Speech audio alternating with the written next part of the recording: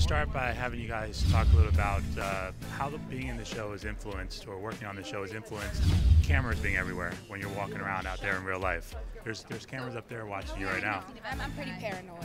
Yeah, I'm pretty paranoid. I put a sticky over my camera, the little eyeball on the iPad, the iPhone, the iPad.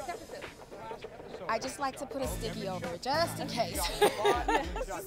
Make sure you're not watching me, even though I know you are. Quite paranoid. That's all I can say. You know, Joan and I are both kind of privacy freaks, and like I don't Facebook.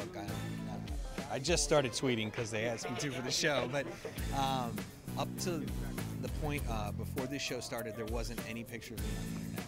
Like you could Google an image of it, you couldn't find it on the internet. And then, you know, you go to Comic-Con once, and then boom, it's there. And everywhere. Then it starts to get. You've been used to it your whole life, yeah. but it was a little unsettling for me, seeing how many different photos of you would appear, and you're like, oh, I don't like that. How did that photo? How did they get that photo? Why are they printing that photo? You know, and you start to want to even control your image. But I was never that comfortable being on camera, and it was amazing when we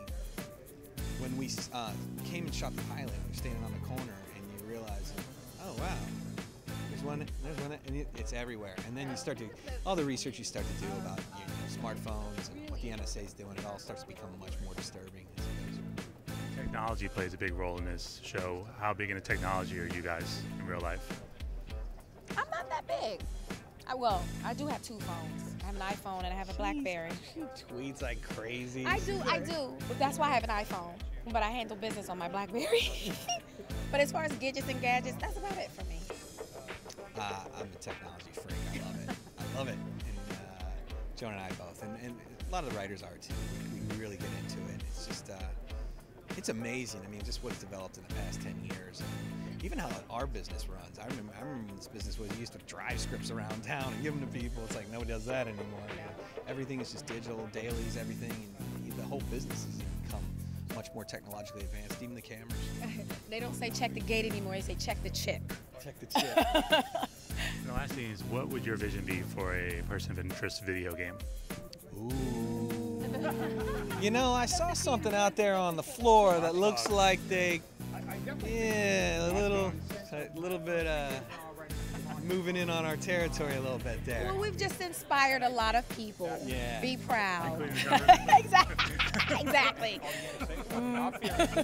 I think it'd be an awesome video game. I think so too. Absolutely. Yeah. Yes. As long as Carter could pick her own outfits. No, that's like a feature on the game. Yeah. You get to pick what Carter wears: the uniform, the detective, or a dress. The detective suit or a dress. Real life action hero. Be like The Sims, right, where you get to choose everything. Choose everything.